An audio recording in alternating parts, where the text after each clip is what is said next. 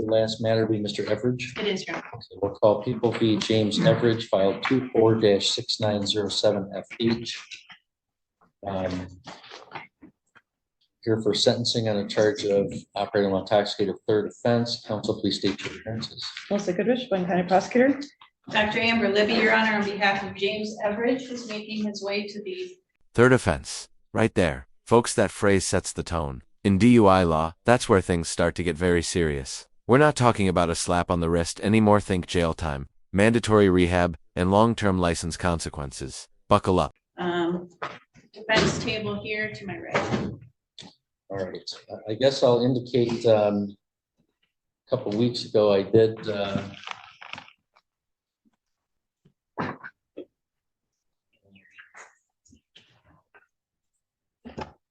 sign a warrant for Mr. Everidge's arrest for a positive reading on the sober link. He did not have police contact or a court date, which resulted in his being taken into custody. So he's here for sentencing anyway. So I guess at this point, I'll just recall the warrant. But we did have a couple, well, it was a 7 p.m. Positive 0.014, and then several missed tests after that.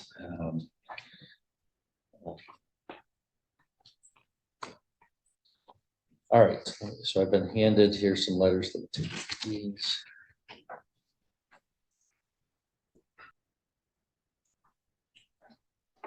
Do you have any information why Mr. Everidge, who's got a Sheboygan address, is submitting a letter about his substance use evaluation from Maryland? Your Honor, my understanding is Mr. Everidge did his evaluation online, and that institution is accredited through Maryland.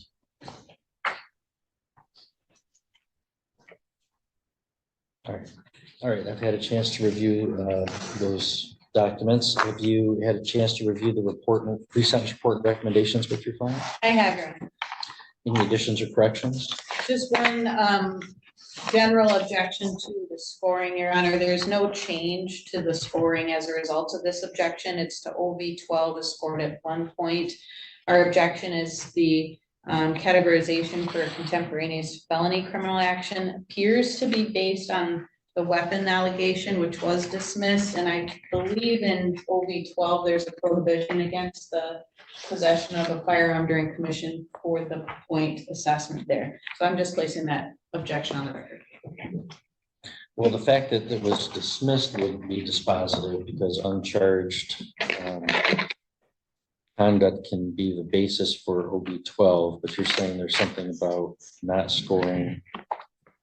Notice how the judge says uncharged conduct can still count towards scoring. That's a legal gut punch for many defendants.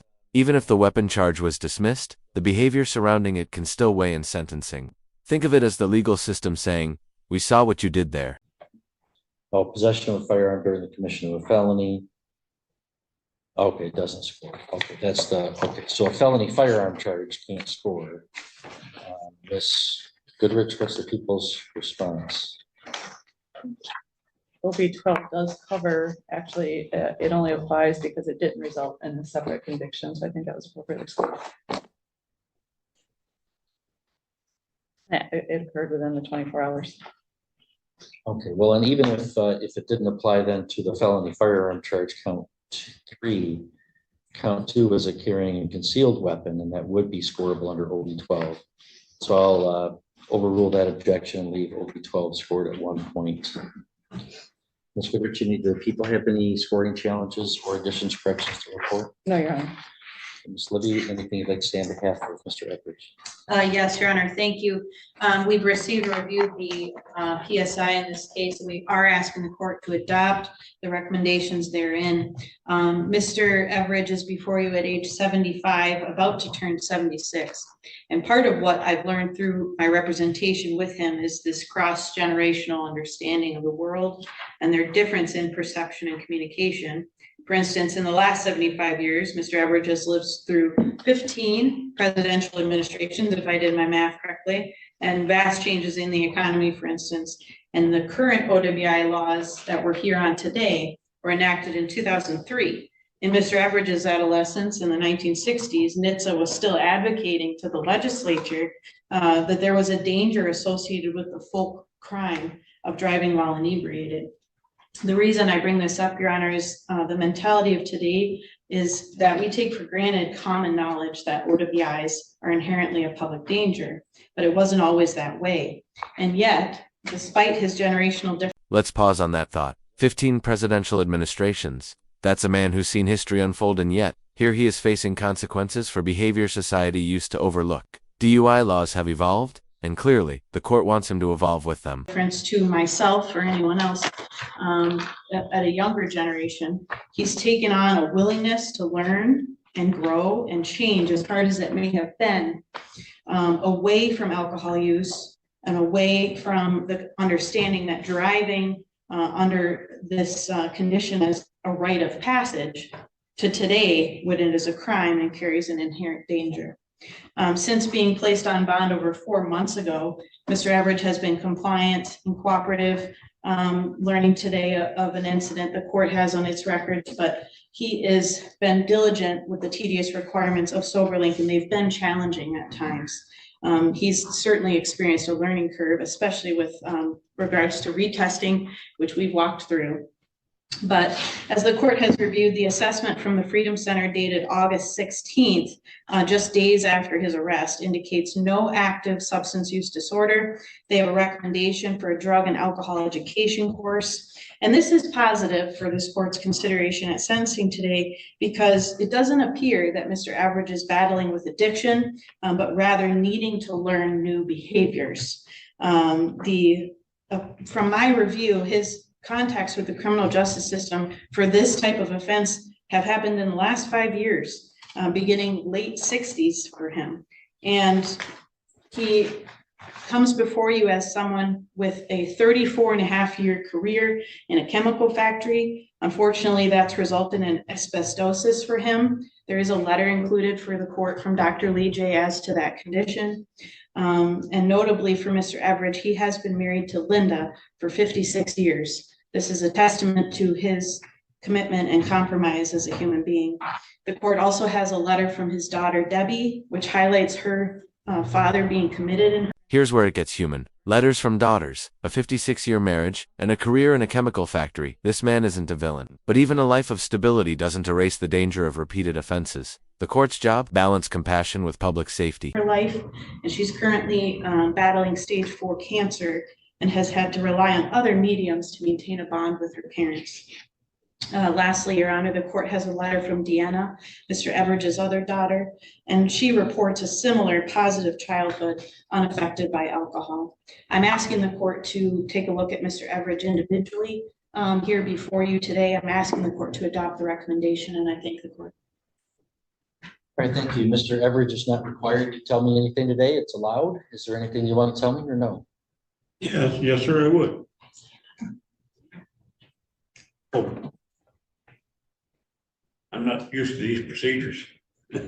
Well, you've had a couple before. This is your third conviction, so you're a little bit more familiar than people who haven't committed any crimes. I don't want to get familiar with one. Let's put it that way. Well, it's your third time up. Anyway, with that .00, what was it, 2? Or 007? Yeah, ignore that. I'm disregarding that, sir. I told you I'm recalling the warrant. I'm disregarding that. Okay, well, I don't know what happened. Since I was arrested, I have not consumed one single drop of alcohol, not one. And my family doctor has told me that those things are not dependable. What do you want to tell me about your case or your situation? Well, since I've been going through the court procedures,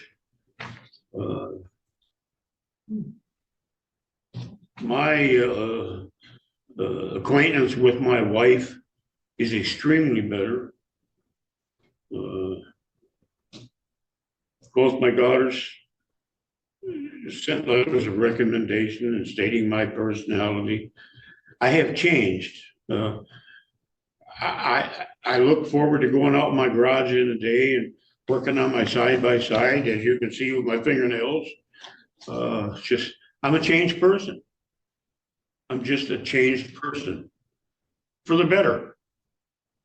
I will never, regardless of what you do, I will never drink a drop of alcohol again.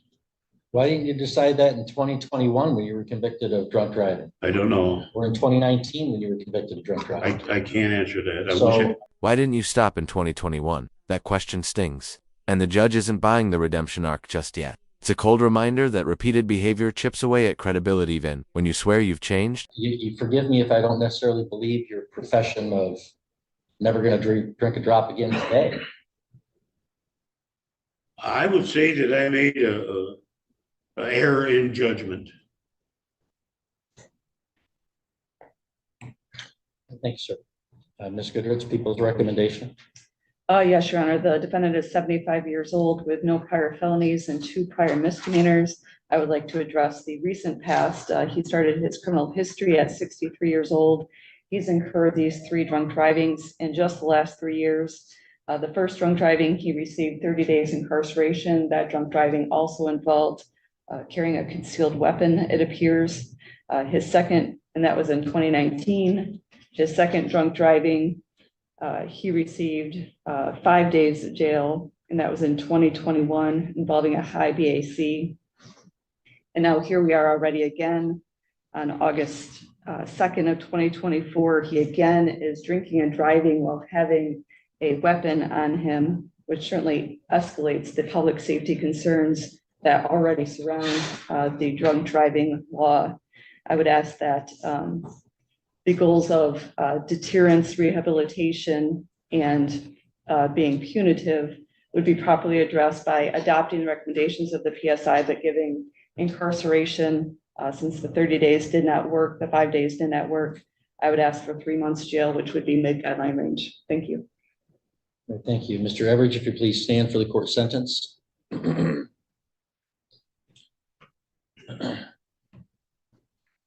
All right, well, Mr. Everidge is 75 years old, has no prior felonies.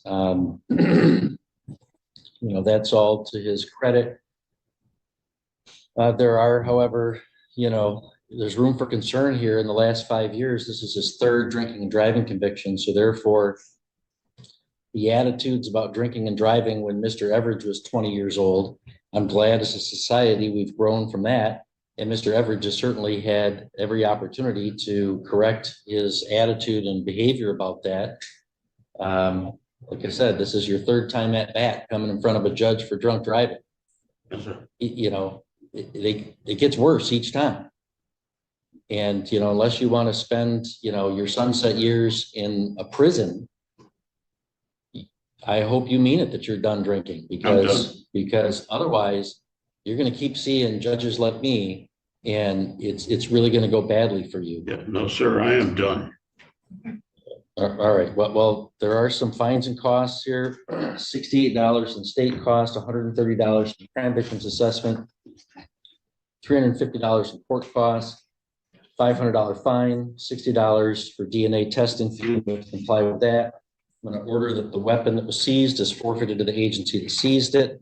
I'm going to place you on probation for 18 months, subject to the terms and conditions listed on pages 2 and 3 in the pre-sentence report, with the exception that I'm going to strike the requirement for community service because of a letter from the doctor that he's unable to comply with that. There is a mandatory minimum of 30 days in jail by the statute. And you've already had that assessed once in the past, and the guidelines of 0 to 3 months.